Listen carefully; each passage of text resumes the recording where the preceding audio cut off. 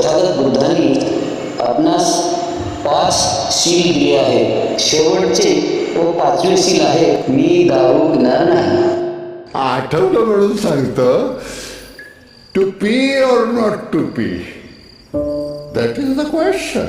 प्यावी की पिऊ नये हा एक जटिल सवाल आहे.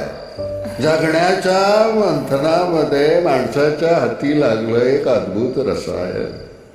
रंग, रूप, रस, नाद आणि गंध अशी पंचेंद्रियांना उत्तेजना देणार, देहाच्या आत बसलेल्या प्राणाला उन्मनी अवस्था प्रदान करणार. Do you know what is उन्मनी?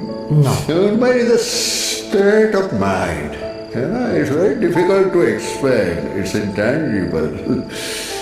Restless, अस्वस्थ, तळमळणाऱ्या जीवावर शांतपणे फुंकर घालणार.